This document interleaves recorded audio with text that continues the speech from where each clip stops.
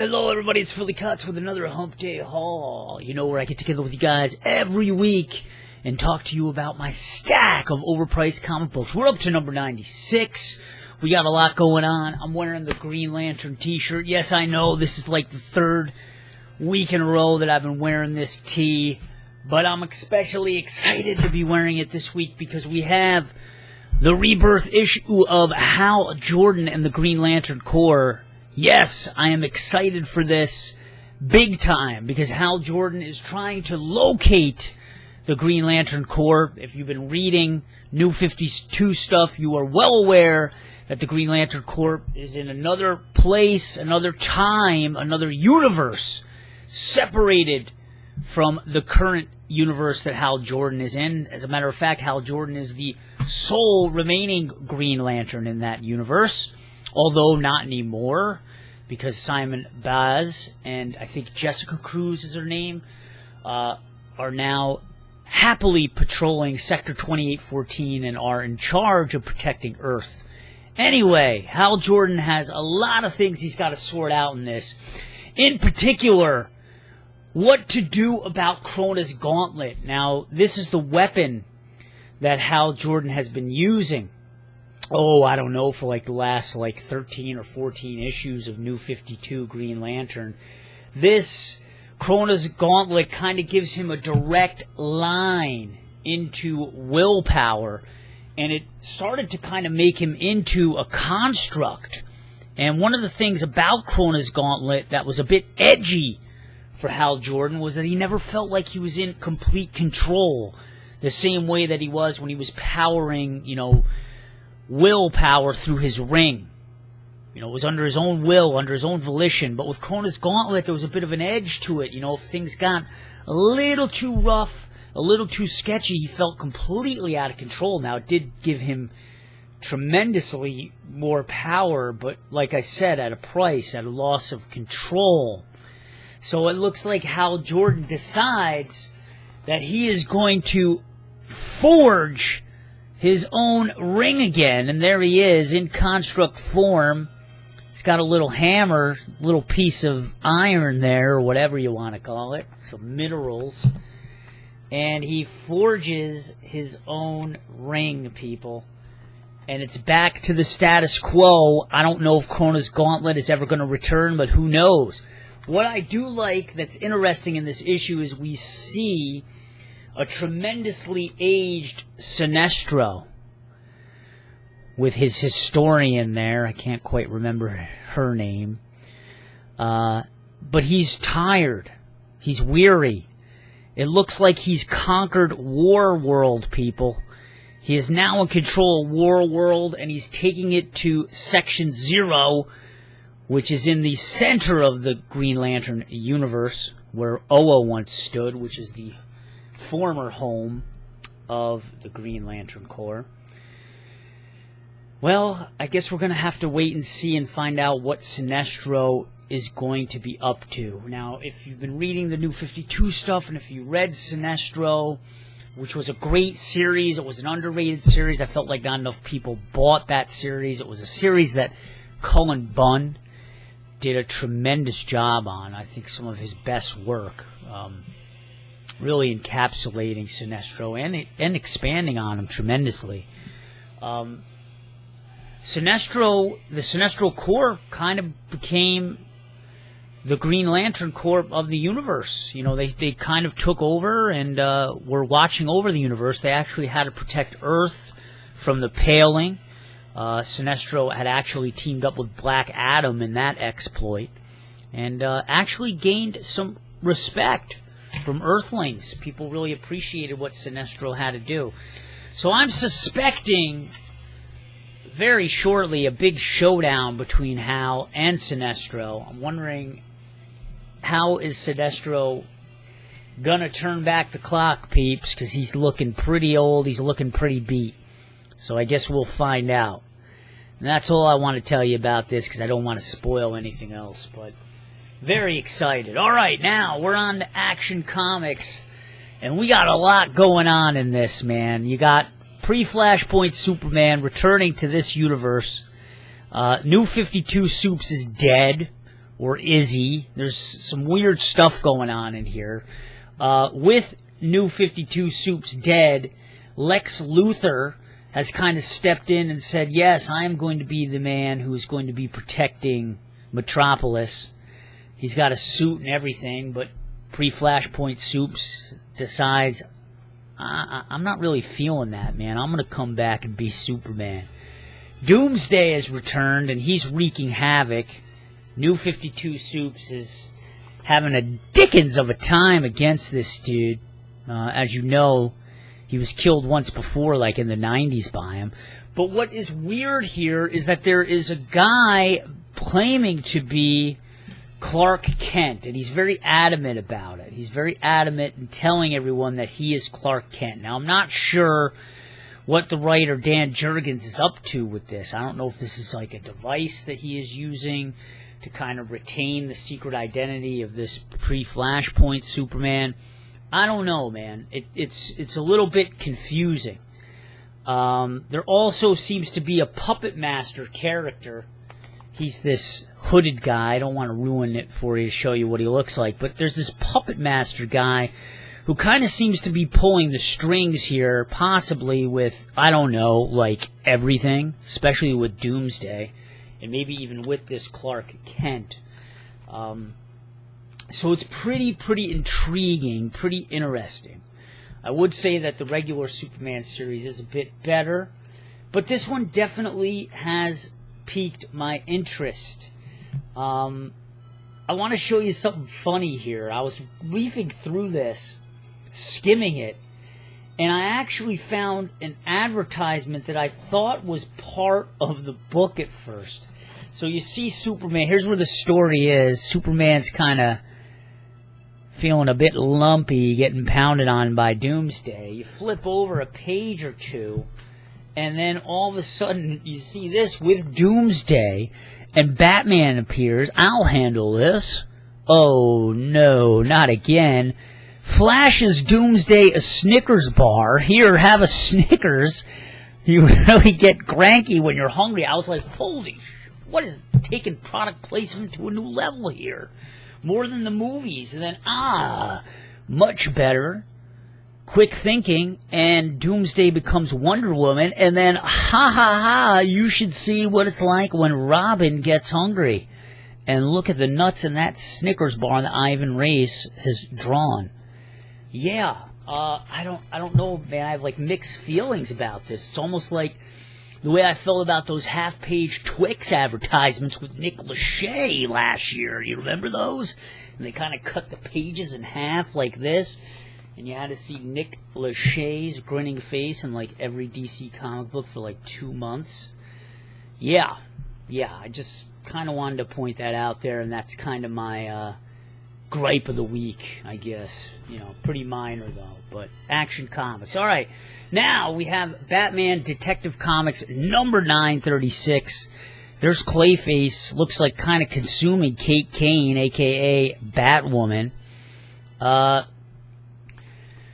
guess we're going to learn a bit more about the identity of the Colony, which is this army embedded in Gotham that is trying to track down all the vigilantes in Gotham. James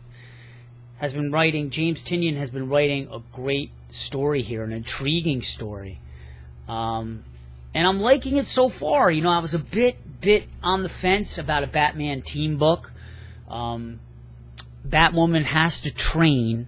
Okay, so Batman has reservations about sending his team out into battle, and Batwoman has been recruited by Batman to train them. So you have Clayface, who's kind of like the wild card. You have Red Robin, Orphan, and Spoiler. And they're getting fleshed out more and more as each issue goes on. And some of them actually have relations with one another. I don't want to ruin that. You know, romantic relations. But it turns out that the Colony has done a number on Batman. They've beaten the shit out of him. He's down for the count. They're in their home base, which is in the heart of Gotham. It's known as the Belfry. They're just kind of watching on all these screens. And they're going to have to come to the rescue to save Batman. So it's kind of like a trial by fire, I guess. Kate Kane's father is some, like, general in the army or something. I guess he's going to be recruited to help come up maybe with some battle tactics. Because it turns out that this colony is military trained, highly military trained, I guess, special ops people. So it'll be interesting to see how that pans out. It'll be interesting to see who gets a Snicker bar. Yes, it's in like every freaking issue this month. And it's intriguing so far. It's kind of like Batman has a bit of a soft side, man. He's really concerned about his team. So check it out, Batman Detective Comics, number 936. All right, on to Wonder Woman, number 2. And one of the things about Wonder Woman, well, first of all, this is going to go to year 1. I guess what they're doing is they're going to be alternating stories each week. So last week you had the Lies storyline, or actually it might have been 2 weeks ago. You had the Lies storyline starting out, which is kind of... has Wonder Woman kind of investigating her past. She decides to use the lasso of truth upon herself to kind of learn about her origin. This is what Dan Rucka has been tasked with, the writer. You know, he's got to kind of brush up and rewrite, I guess, Wonder Woman's origin story. I guess because New 52, although a lot of people like the New 52 Wonder Woman, I guess it greatly detracted from like decades worth of Wonder Woman lore. So this is the task that Greg Rucka has ahead of him.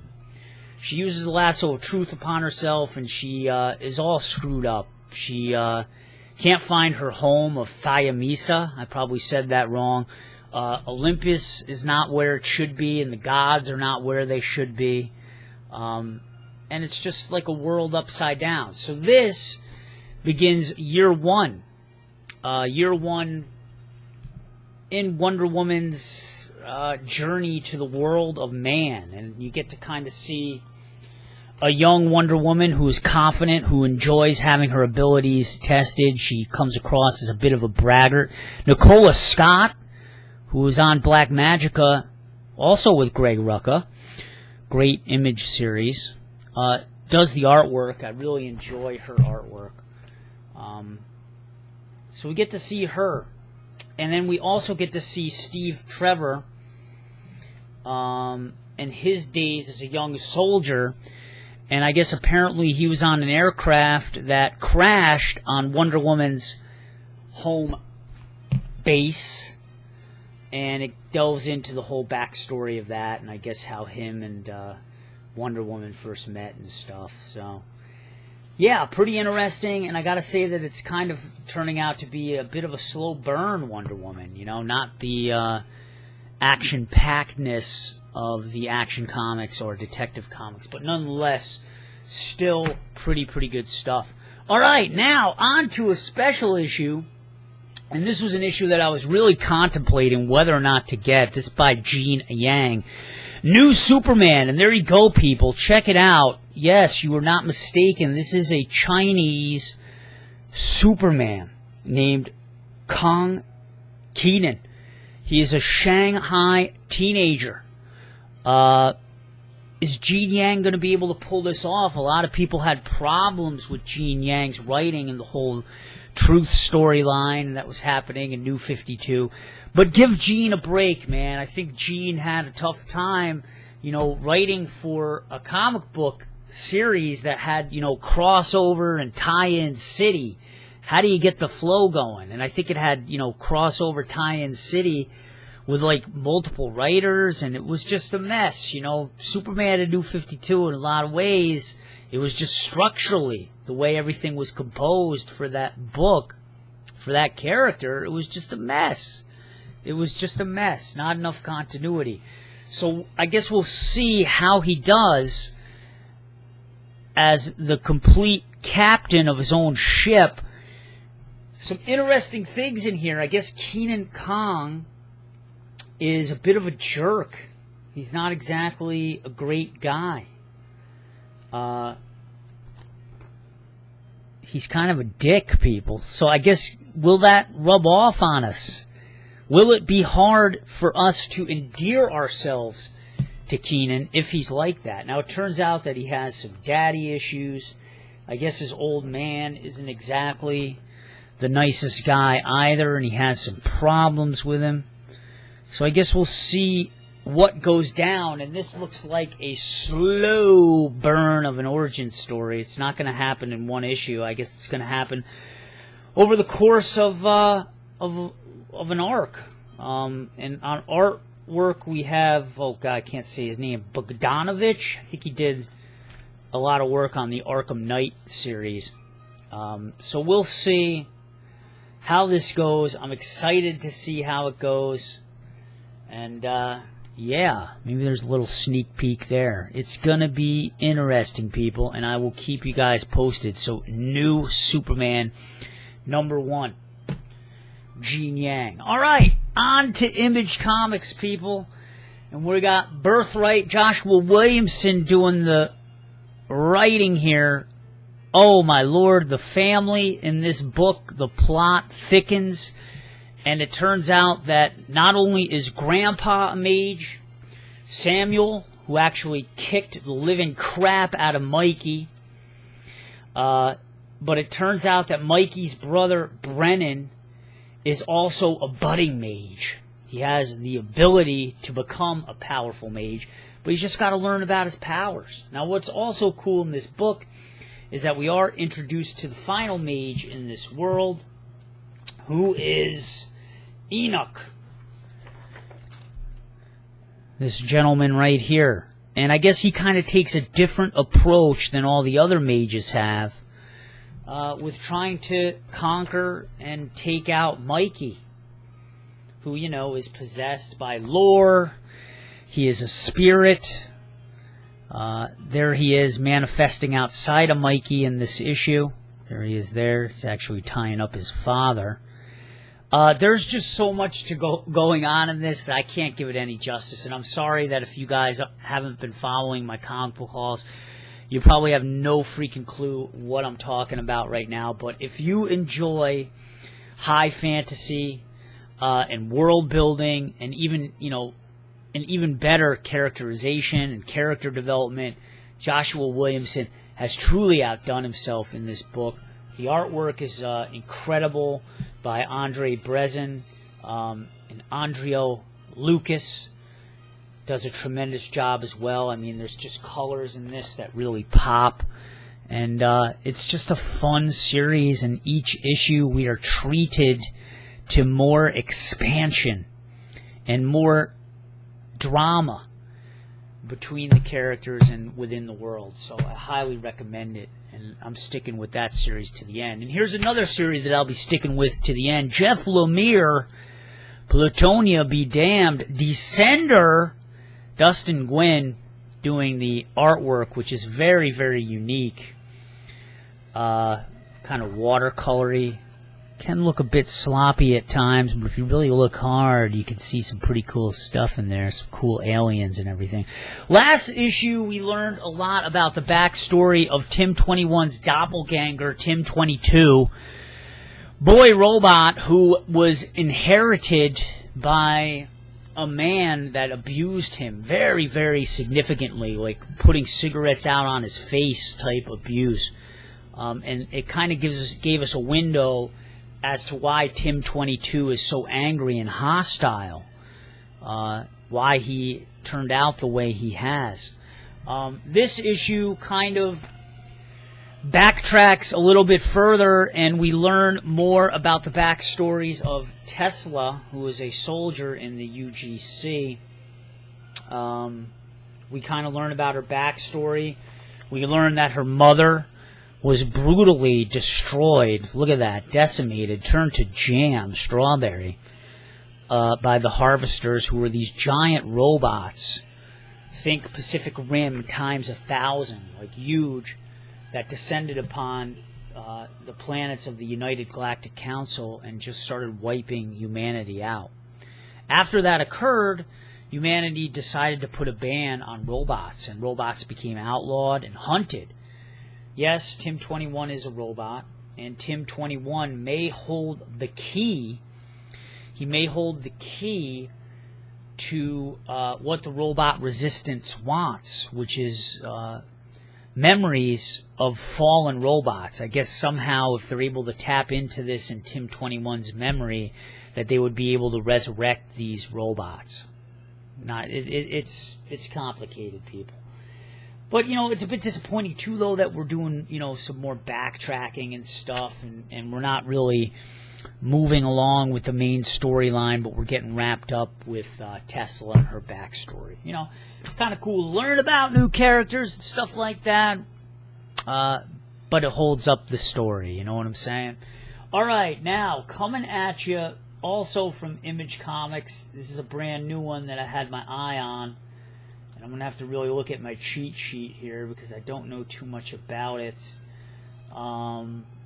But this came out today, obviously, and it's Horizon.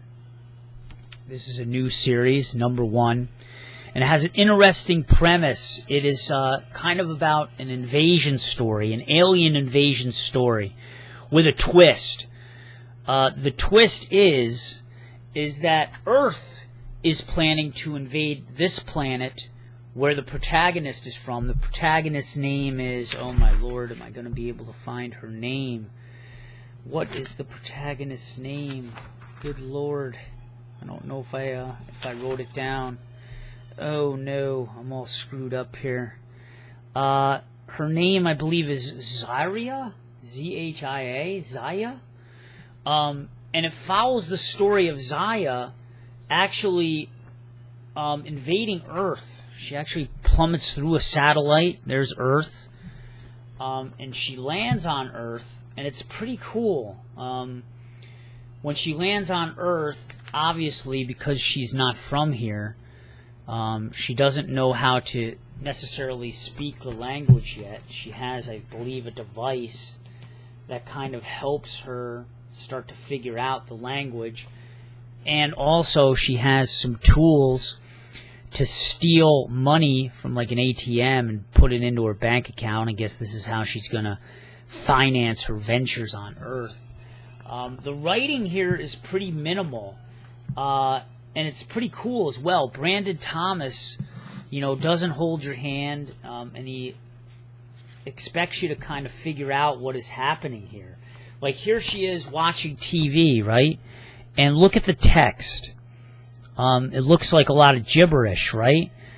But as each panel goes on, the text starts to make a bit more sense. As you can see, look, this evening, weather, skies. Each panel, it starts to make more sense to her, so she's figuring out the language. So it's pretty cool storytelling device, and I'm really looking forward to see where this goes. I want to just make sure I didn't miss anything. Yeah, but that's where it is. So Horizon, I'll keep you guys posted on this, and it's only $2.99 as well. So a nice starting point to get you started on that series. All right, on to the Dark Horse comics. We are on to number 14 for Cullen Bunn's magnus opus, Harrow County. Accolades galore, best ongoing series, best writer, Horror News Network. And it's a great book. This is a genre, you know, Southern Gothic horror storytelling. This is a genre that Cullen Bunn really excels in. And he continues to do this justice. Tyler Crook, as always, with the opening cover, they always have a double-page layout, which is always pretty cool. Tyler Crook's artwork in this is just amazing, man. It's just great. It adds so much character to the book. In this issue, we learn more about the backstory of Emmy's mother. And it's quite gruesome. It's quite macabre. Here she is getting ready to leave Emmy. Emmy's a baby. And she's just frightened. She's terrified of Emmy because when she looks at Emmy, she doesn't see a baby. She sees this! Yes! Imagine that. It's like the ghoulies coming out of the toilet, you know? And it freaks her out, and she takes off. So we get a little bit more into the mindset of Emmy's mother, who Emmy obviously never has met because she left her as a child. Also, though, we learn a bit more about this strange character that was discovered in the cornfield at the end of last issue, who claims to be a family of Emmy. So, we learn a bit more about Emmy's background. She has more than just the evil twin sister. Who are these people? And that's basically what is explored in this issue. So, a little nice back and forth action takes her to this awesome house. Kind of looks like a plantation house. And I'm just curious to see where this goes. So Harrow County, peeps. If you like the creepy, the crawly, you'll love this book. Also, what's a nice bonus at the end of each issue is that people send in letters about scary stories, paranormal activity that has occurred to them in the past, or ghost stories that they've been told by family members, and it's pretty cool. Some of the stories are actually pretty creepy and creative. All right, on to Prometheus, number 2 of 4 of the Life and Death series. This is actually going to be a 17-part story spanning over 4 different comics. I believe it started with Predator. It's going to go to Prometheus, and then Aliens, and then I think Aliens vs. Predator. Dan Abnett is doing all the writing for the whole series, and then with each subsequent book, a new artistic team will be put in. Right now, we got Andrea Muddy and Rain Burrito doing this series. The engineer, the Colonial Marines are trapped on a spaceship, an engineer spacecraft with an engineer inside. Now, it turns out that the engineer is able to pilot the ship, and the Colonial Marines are taken on a bit of a ride. And it turns out that this planet that they end up on is a lot more hostile than Tartus, which was the planet in which they found this engineer spacecraft. And I gotta tell you, this engineer is no joke. He is vicious. He kills people with tremendous force, tremendous viciousness that you can't even imagine. He did a hand clap like that onto someone's head, and it splatted people like a grape. That was in the last issue. You gotta check it out. So, I guess we'll see what happens, man. A little bit of a twist here. New planet, new place. The engineer is the hunter. And I guess we'll see where it goes. I just hope that it expands more on the engineer lore. Because one thing that this series tends to falter a little bit is it doesn't really offer vast expansion on the universe, really. But it's still fun nonetheless. And for some reason, and I don't know why, there are also xenomorphs, aliens on this planet of that variety. So that'll be interesting to see why they ended up there and what further connections they have to the engineers, people. All right, and then finally, we have Abe Sapien, number 35. I believe this is the penultimate issue of the entire series. Strobl, Gustav Strobl, the 200-plus-year-old demonologist, has transformed into Abe Sapien-like form. And we learn more and more in this issue. There he is here, looking like Abe Sapien, but that's not Abe Sapien, that's Gustav Strobl. We learn more and more of the connections between Abe Sapien and Gustav Strobl, and what connections that further has with the end of the world, people. As always, you got Dave Stewart doing the coloring, and there's just some great looking things here. There's a Tree of Life, which always has tremendous meaning in Mignola books. I'm not going to tell you because I want you to read it. Scott Alley doing the work. Also, this is going to be the last issue that Max Fumara will be doing on Abe Sapien. So adios to Max Fumara. Abe Sapien enjoying the lush landscape before apocalyptic fury. It looks like he's having some radishes or something. I can't wait to see how it goes. Look at how he just blends into his environment there. You really got to look. So adios to Max Fumara. And will Abe Sapien just kind of fall in and blend together with BPRD Hell on Earth, which is also coming to an end shortly. And, you know, Hellboy, Hell on Earth has already ended. So it's kind of sad to see this era. Well, I got flies flying in here. This era of Mignola books coming to an end. But all things can't last forever, can they, people? All good things have to come to an end. And we got to come to an end as well. I got to pick out a cover of the week. What shall I pick, people? What shall I pick? I don't know, man. This is a hard week. Not very great covers. I'm going to give Gene Yang a 1-up, peeps. New Superman. Check it out. Give it a chance. We'll see how it goes. You know, China continues to be an emerging superpower with the Chinese people thirsting for Western pop culture, right? I guess I'm being very Amerocentric, but it's true. You know, I'm surprised. I'm not trying to joke here. I'm surprised that there hasn't been, you know, an Indian superhero. You know, an Indian from India. You know, an Asian Indian. You know, because of that emerging, you know, middle class and that rise of that wonderful people. But who knows? Maybe there will be down the pipe. And maybe if there is an Indian superhero that I'm not aware of, will you guys fill me in? All right, guys. That's been another Hump Day Haul. I'll see you later. Peace.